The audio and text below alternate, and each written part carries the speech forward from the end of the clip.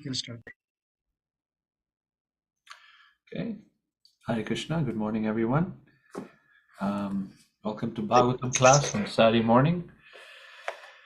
I'm going to recite the Mangalachar and then we can visit the verse that we'll be covering today is Canto 3, Chapter 9, Text 22.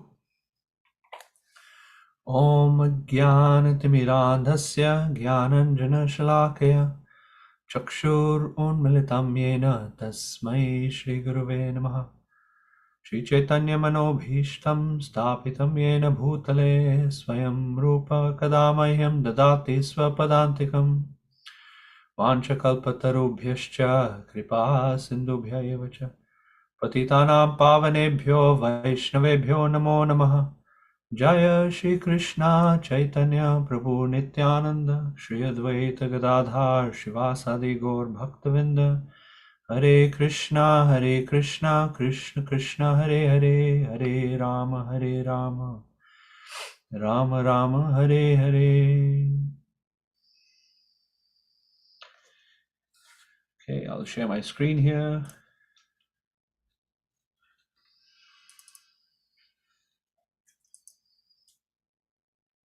Hopefully you can see my screen and it's been zoomed in to some degree. Om Namo Bhagavate Vasudevaya. Om Namo Bhagavate Vasudevaya. Om Namo Bhagavate Vasudevaya. So text 22, chapter 9, canto 3, Lord Brahma speaking to the Lord in his Vishnu form. Soyam samasta jagatam surideka atma satvena yan hridayate bhagavan bhagena taineva medrishamanu sprishatadyataham Srakshyami purvavadidam pranata priyosau. It's actually quite a beautiful verse. Translation. Let the Supreme Lord be merciful towards me.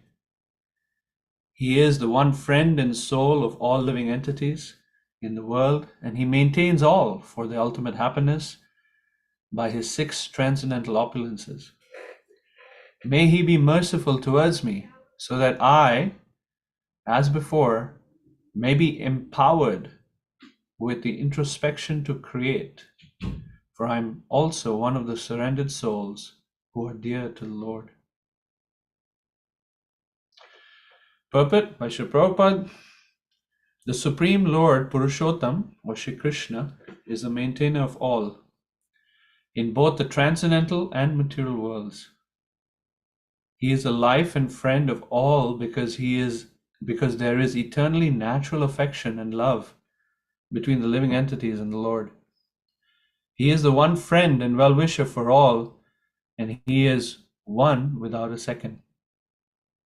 The Lord maintains all the living entities everywhere by his 6 transcendental opulences, for which he is known as Bhagavan, or the Supreme Personality of Godhead.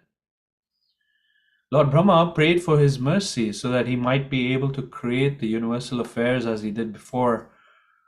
Only by the Lord's causeless mercy could he create both material and spiritual personalities like Marichi and Narada respectively.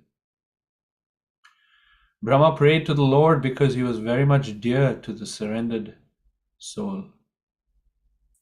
The surrendered soul knows nothing but the Lord, and therefore the Lord is very affectionate towards him.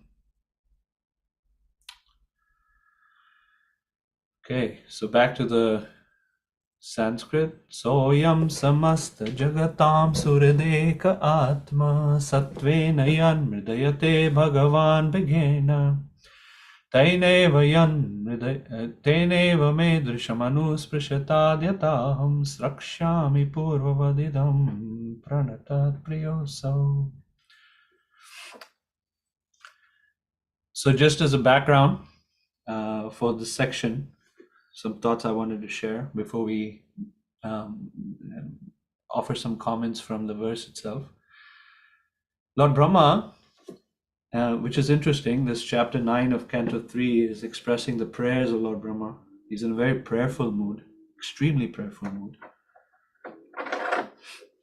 And his extreme prayerful mood manifests in a series of verses, starting from text 1 of this chapter all the way to 25. And, it's a lot of verses. Of course, there are other sections in the Bhagavatam where Brahma's prayers are even more elaborate. If you consider the 14th chapter of the 10th canto, Brahma's prayers go up to over 50 verses of Brahma's prayers in Canto 10, Chapter 14. And parallel to Chapter 9 in Canto 3, we see in Chapter 9, also Chapter 9 of Canto 2, is this exchange between the Lord and Brahma, where the Chatushloki is presented. So Brahma is in an extremely prayerful mood, as he was in the Brahma Mohana Leela, where Brahma was confused or overwhelmed by Krishna's opulence, and then he offers over 50 prayers to Krishna. In that section, he's actually quite anxious because he just made a big boo-boo. He put Krishna's friends in a cave and separated Krishna from his friends, which was a pretty bad offense. So he was anxious what's going to happen and those kind of things, but he was also very surrendered. In this section too, chapter 9, canto 3, Brahma has this undercurrent of anxiety. And the anxiety he is experiencing is the anxiety of the need to create. He has to create this world. And I must say, so we're in text 22. Up to text 21, Brahma is glorifying the Lord in different ways. But now text 22 to text 25 are the last 4 verses of his prayers. And these last 4 verses, he's making active requests from the Lord.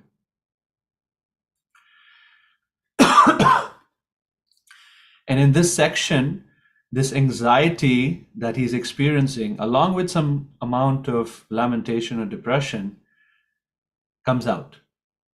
And he expresses it explicitly.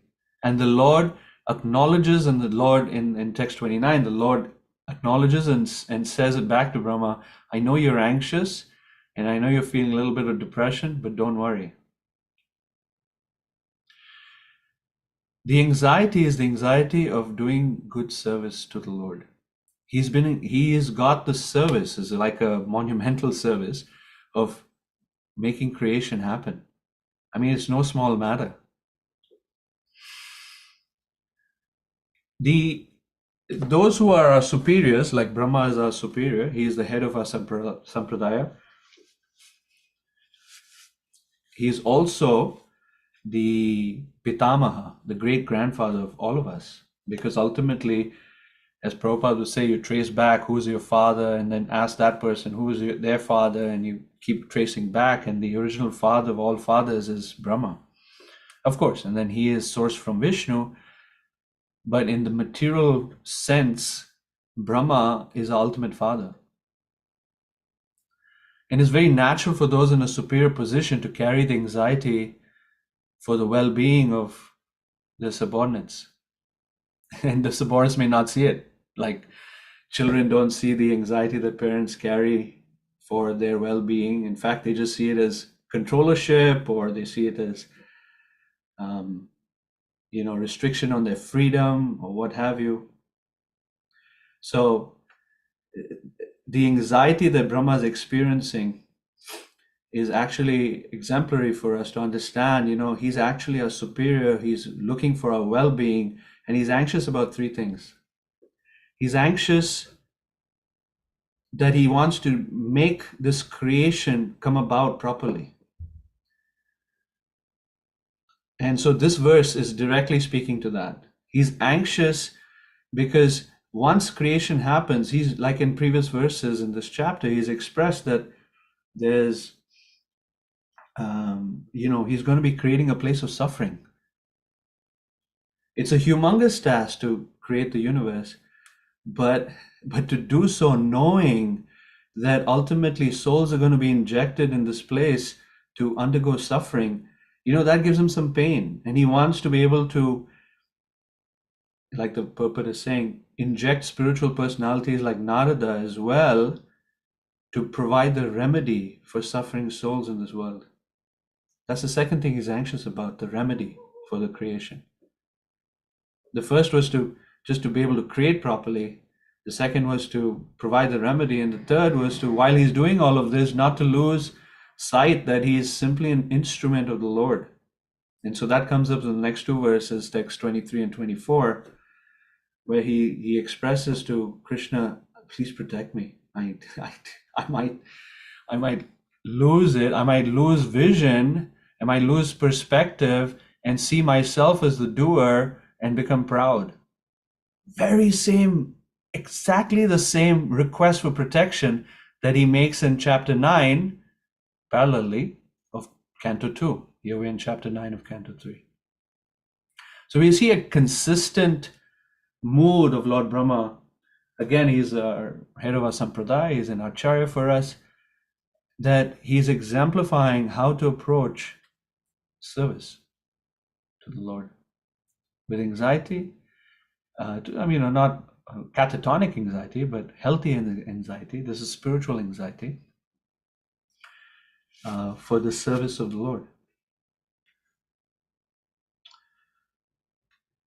The last verse of this section, which is text 25, a very famous verse. In fact, we all recite that verse when we wake up the deities. So Saudabra Karuno Bhagavan Vividam Prema Smitena Nayanam Buruham Vrijamban Uttaya Vishwa Vijayaya Chino Vishadam Madha Gira Panayatad Purusha Purana. So in that verse, he uses the word Vishadam. Vishadam means feeling of, you could say depression, but just feeling down, feeling a little nervous and anxious. And so he said, Madhva Gira, give me your sweet words. Help me, in this situation of some pretty heavy service.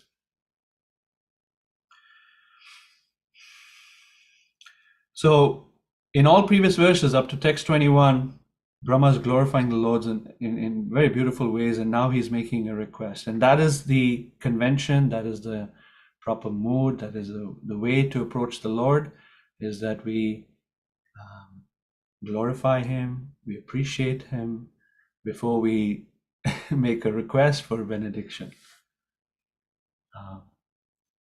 It's less mature, as it is with a child who just comes to a parent and say, hey, give me this, give me that, give me the other thing. It's more mature to acknowledge the relationship, acknowledge the position of the Lord, and then make the appropriate request for benediction.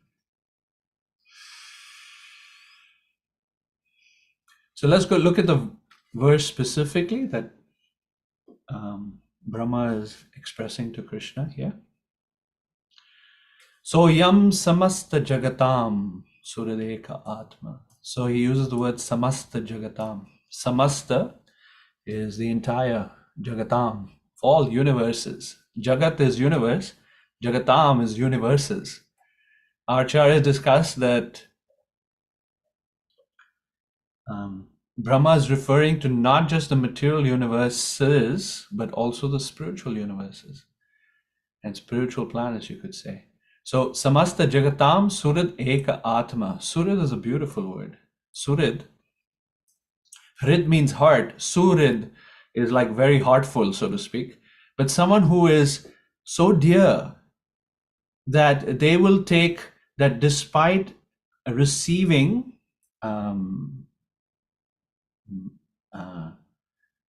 antagonism from another, despite receiving antagonism from another, they are well-wisher. That's Surid. And this definition Krishna gives in the 10th canto. Surid Eka Atma. And so for every living entity in all of the universes, material or spiritual, Krishna is Surid, the extreme well-wisher. Eka Atma. He is the one super soul for every living entity. Vishwanath Chakravarti Thakur translates this Atma to say that Krishna is the abode of prema. And he's the only abode of prema. He's the only abode of love. Bhaktisiddhanta says that there's no love in this material world. That's a little shocking. It's a little difficult to digest, but hey, that's our acharyas make this really, really clear. So that's Krishna. This first line is saying how he is the Surid Atma, Eka Atma. He's a one supreme person who is the well-wisher of all living entities. And it doesn't matter where you are, in whichever universe you are, whichever planet, even in the spiritual realm, wherever you are, he's the one well-wisher for us. All well-wishers that we might have in our life are simply empowered by Krishna, and that too probably temporarily. The next line says, Satvena yan mridayate bhagavan bhagena. The translation says that he maintains all for their ultimate happiness by six transcendental opulences. Bhagavan bhagena. Bhagavan means one who possesses opulences, and bhagena means by his opulences. So by his opulences, Bhagavan mridayate gives happiness to the living entities. And the opulences include, everyone knows, the six opulences of God. He's got all strength, all knowledge, all fame.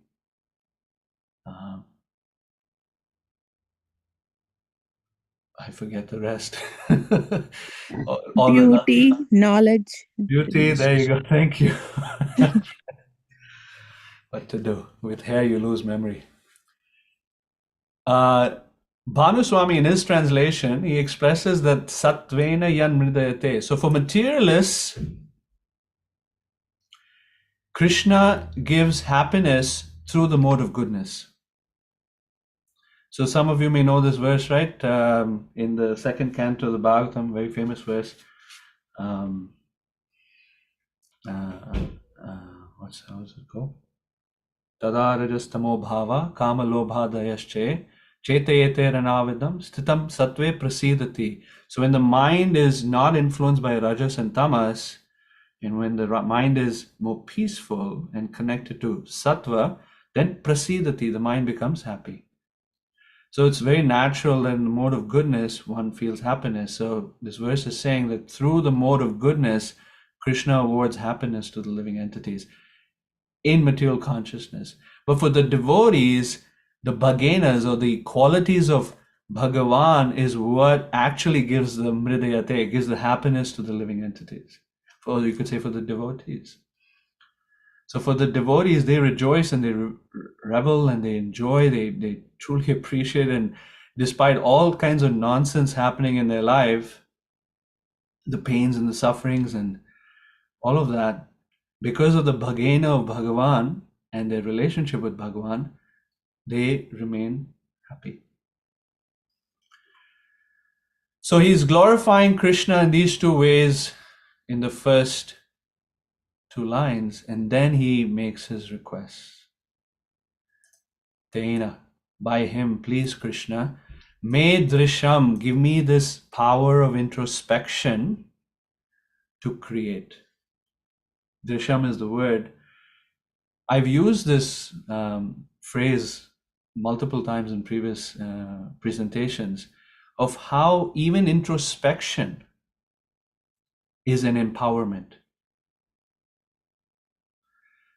You know, often we might say, you know, to make progress in bhakti, we need to be able to introspect, to be self-aware, because we can't really move forward in bhakti without self-awareness.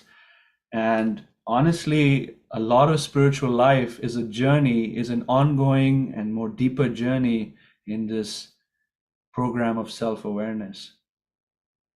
And here we see that Brahma is exemplifying that he's taking Krishna's help, or requesting Krishna's help. May I have the power of introspection. And specifically, introspection to create for his service. Sakshyami. Sakshyami is to create. And he's asking, just as before, Purvava. And he feels that he is one of Krishna's dear souls because he is surrendered to Krishna. So he's Pranatapriya. This is the word for Krishna actually, Pranatapriya, one who is dear, or one who loves or is affectionate towards those who are pranata. Pranata means those who are surrendered. This word pranata also comes in, it's many places in Bhagavatam, but one that I particularly like is a verse that's offered to Mahaprabhu in the 11th canto of the Bhagavatam.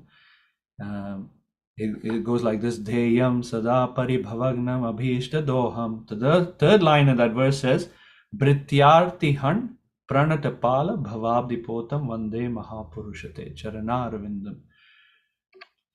The devotee there is offering their prayers to Mahaprabhu because he is the incarnation of the Supreme Lord in Kali Yuga. And that's in that section of the 11th canto. And so it says Brityartihan. Brityartihan. So the Arti, the sufferings of the servants of Krishna, he is the destroyer of their suffering. The second word is Pranatapala. He is the protector, and he's a caretaker of those who are surrendered unto him. So very similar to this word here, Pranata Priyo. And then Brityartihan, Pranatapala, Bhavabdi Potam. He is the boat to carry the devotee across the ocean of material existence.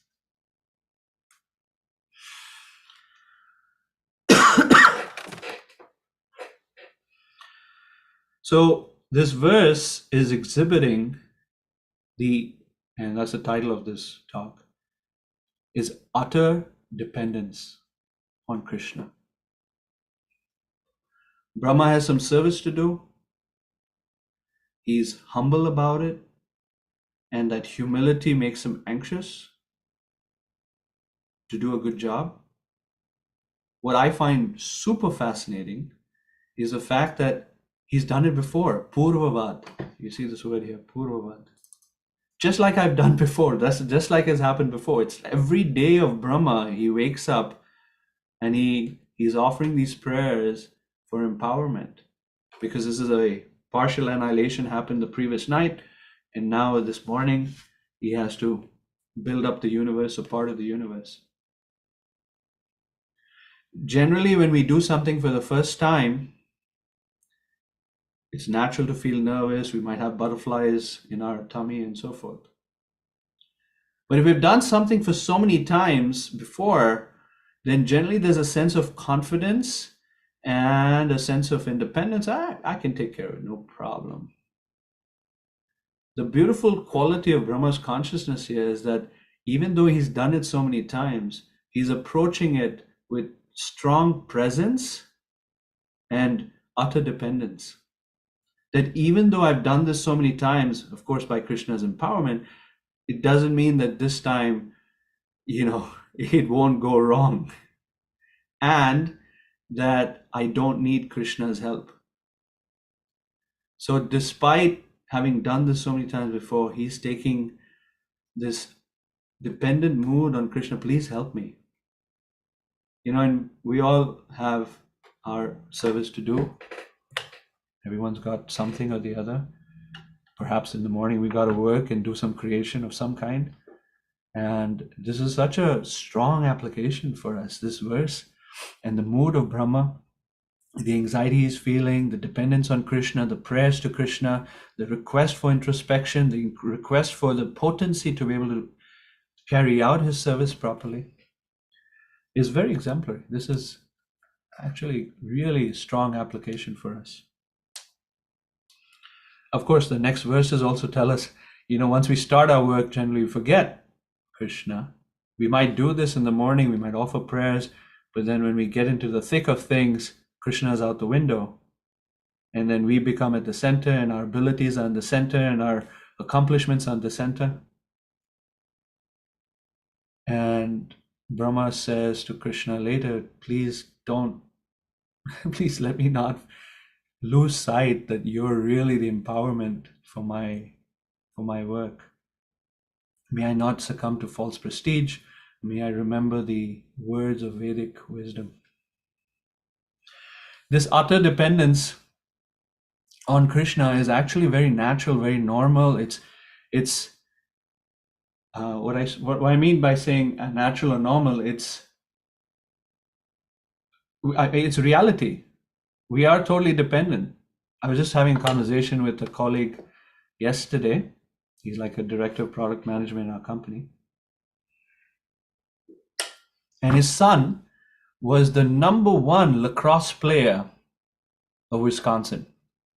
So he's a senior in high school and he's getting, his full scholarship at a very prestigious university in Maryland because of his abilities. But a couple of days ago, perhaps almost a week ago, he got hurt. He was in this intense competition, national competition of lacrosse, and his knee busted. Nobody hit him, it just busted.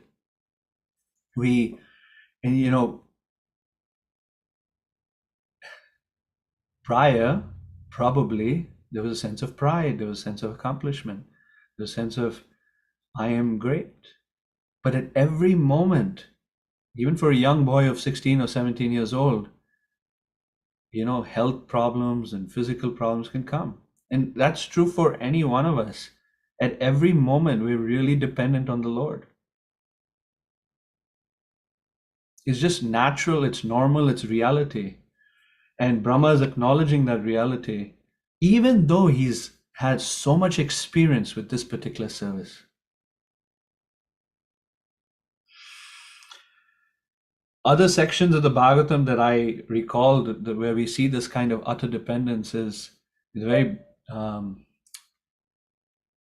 in the very beginning of the first canto, in chapter 7, when the scene opens and the story of Krishna Katha begins. Krishna is driving Arjuna, right? And the story of Ashwatthama is being spoken. So, in that section, the Brahmastra is provided by, the Brahmastra is thrown by Ashwatthama. And that Brahmastra is coming towards Arjuna and Krishna. And Arjuna, despite being the warrior and despite having dealt with Brahmastras before, he turns to his chariot driver Krishna and he tells Krishna, Krishna Krishna Mahabaho Bhaktanam Abhayankara Tameko Dayamananam Apavargosi Samsmite. That Krishna Krishna Mahabaho, you are the one who can protect us from bhaya. And he asked Krishna, this Brahmastra is coming towards us and I don't know what to do. Very fascinating that Arjuna, who is deeply experienced warrior and fighter, he's done this so many times and dealt with Brahmastras before, he's turned to Krishna, Krishna, what do I do? And Krishna didn't tell him, oh yeah, you know what to do. He just said, destroy the Brahmastra. Put out a counteracting weapon that would destroy the Brahmastra sent by Ashwatthama. Like that. Or another good example of this utter dependence on the Supreme Lord, when Maharaj Parikshit asked a number of questions to Shukadeva Goswami, specifically about creation in chapter 4 of Canto 2. The first thing before he responds, before Shukadeva Goswami responds, Rishikesha Manusmritya is the phrase. And Prabhupada really goes to town in the purport speaking about it. He says that a pure devotee does not even eat, sleep, or speak without taking permission from the Lord. At every moment, for whatever activity they have to take on, the pure devotee, as in the case of Shukadeva Goswami, seeks permission from the Lord. I think that's beautiful. It's like seeking permission from the Lord. So the internal consciousness of the devotee is this. They may not externally express it. Like if you may ask a pure devotee, a question, they may not externally express their dependence on the Lord, but internally, Rishikesham Anusmritya, they seek shelter and permission from the Lord, take request for drisham, the right vision, the right introspection to be able to deal with that external circumstance properly. So Shukadeva Goswami requests for that help from Krishna and then beautifully responds to Maharaj Parikshit about the Supreme Lord's position and how creation takes place.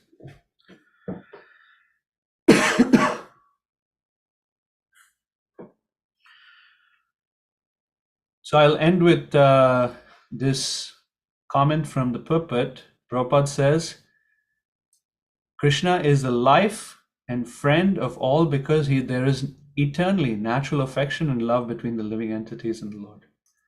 Very natural affection of love between the living entities and the Lord. Early in the first canto, Prabhupada uses a statement. He says that the relationship between the living entity and the Lord is the most congenial form of intimacy. I like that phrase very much. The most congenial form of intimacy. Every one of us, we deeply desire intimacy. And that intimacy takes us all over the place. We run here and there, try to satisfy that need for intimacy. Many of us get married. It's hoping that we might find this, this high level of intimacy with another person. Our Bhagavatam teaches us that level of intimacy we seek, that affection, that love, that is to be found with the Supreme Lord. The most congenial form of intimacy. Congenial because other forms of intimacy have some pain with it, problems with it. I was speaking to a couple earlier this week and hearing about, their forays into infidelity, which was, unfortunate to hear. And so it's not so congenial sometimes is that it's not congenial in that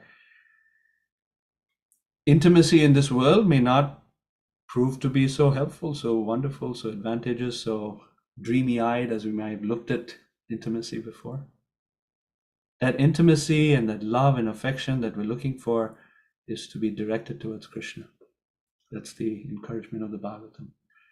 And therefore he is known as Samasta Jagatam Suradeka Atma. Okay, I will pause there. I do have a...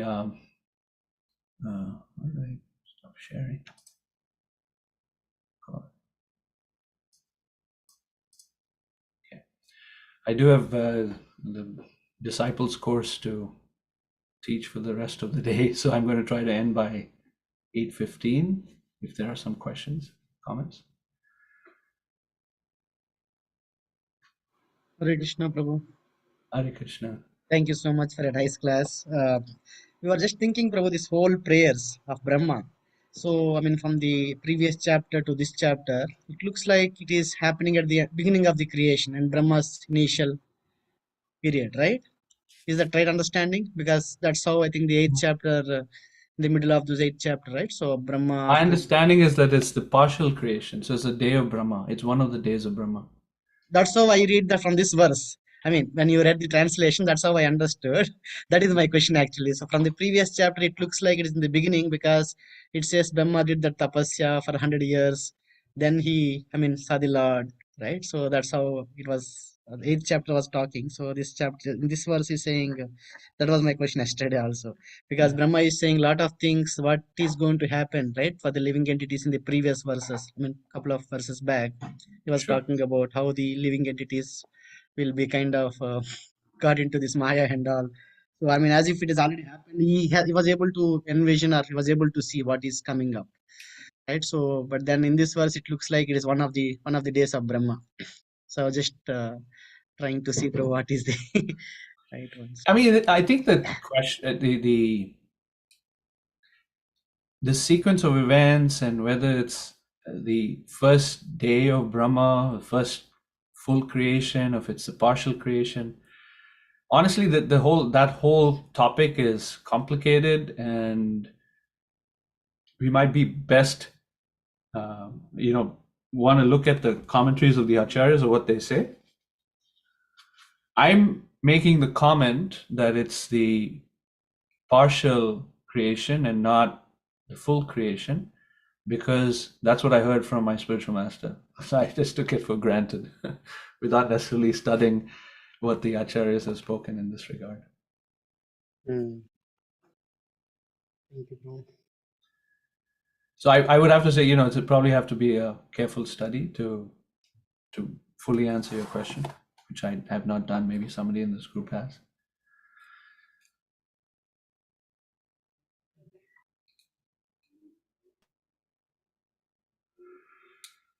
Okay, anyone else would like to share a thought or reflection from this section or this verse or purport? Hare Krishna, Prabhu. Please accept my obeisances. Thank you for the very wonderful class, as always. It's always very inspiring to listen from you. I was just a small technical type question. You had mentioned this verse about Rishikesha, meditating about Rishikesha. Yeah. And you had said, was it Arjuna or someone who was meditating internally before doing his service or fighting? So I missed that. I missed that few sentences. Who was that in relation to? Yes, and what was he doing? Yeah. Sure, Prabhu. So first of all, thank you for your kind words. I don't believe I deserve that. You're just kind upon me. And in return, I'm the one who really benefits from your association, your classes. I find it to be deeply insightful. Like I mentioned, that topic on dreams and sleeping on the snake of time. I was thinking about the rest of the day. So I gave two examples of utter dependence. Despite having a lot of experience and previous, having done that service several times previously. Because this is what we see in Brahma's mood here, that Puravat, I've done this before, but I still need your help and the power of introspection to create. And so he's so dependent on the Lord despite so much experience, right? We see that with Arjuna in the 7th chapter of the first canto, where when the Brahmastra is coming towards him, he's Krishna, Krishna Mahabaho, please help me. What should I do in this circumstance? He's a great warrior with a lot of experience. He's dealt with this before, but he's again asking Krishna for help, and he's totally dependent. Similarly, the example that I gave of Rishikesha Manusmritya is Canto 2, Chapter 4, Text 11. That's by Shukadeva Goswami, asked by Maharaj Parikshit, explain creation, please. And the first thing that Shukadeva Goswami does is he goes internal, introspects, Rishikesha Manusmritya. That purport is just fantastic, where Prabhupada explains the pure devotee always seeks permission of the Lord, even to speak, even to eat, or do anything for that matter. Wow, that's amazing. I see. Amazing. That just reminds me of one incident where one time I was, not one time, many times, but one time particularly, I remember I was struggling to finish my rounds, wasn't doing my rounds properly. So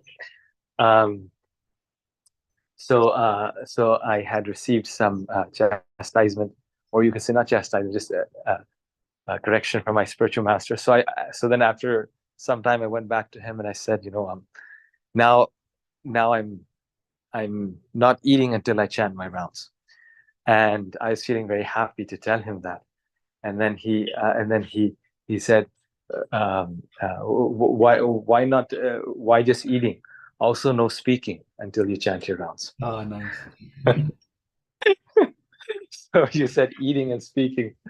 That in some ways, that's of course I don't hold on to that principle now. That was just sort of as a corrective measure.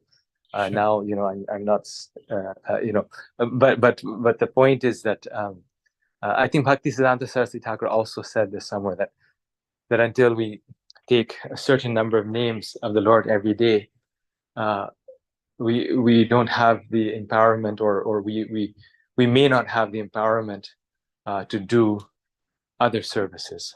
right? So that's kind of like the meditation, the permission, the submission to the Lord before trying to attempt other services, even eating and sleeping, eating and speaking.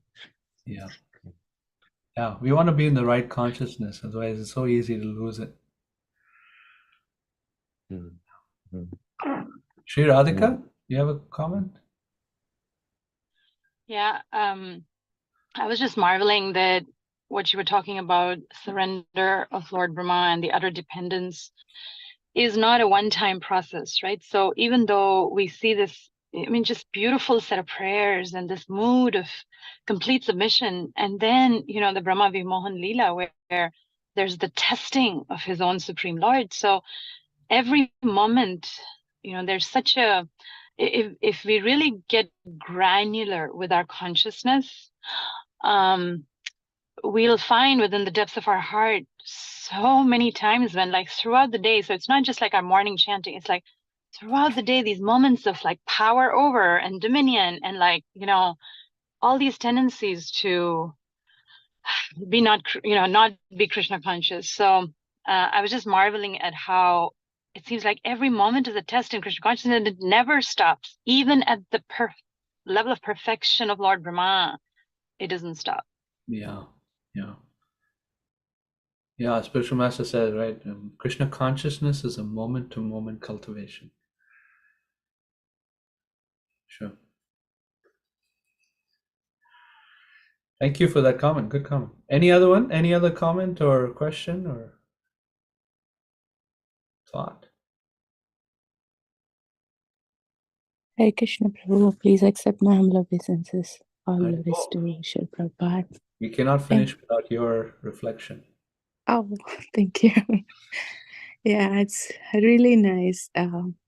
Many beautiful messages, but one particular thing it just stuck for me is this Suhrut, as you were mentioning, in spite of antagonism, Krishna is our well-wisher. I mean, just closing the eyes and thinking about it, it's, I don't know, it's just melting the heart, like the Tahobakiyam verse.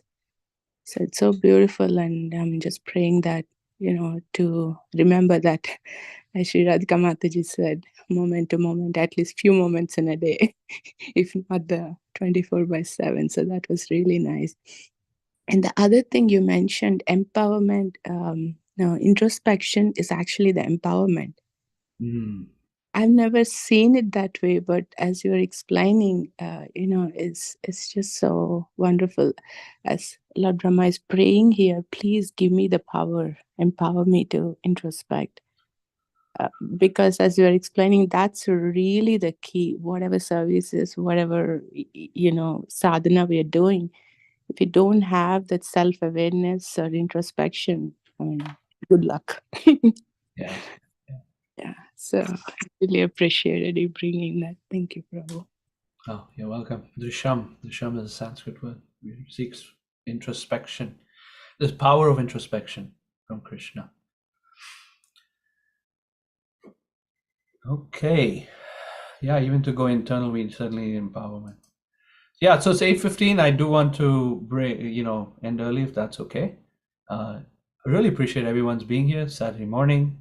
Hopefully you got something out of this, and Brahma's prayers have inspired you to have a beautiful rest of your day in Krishna consciousness.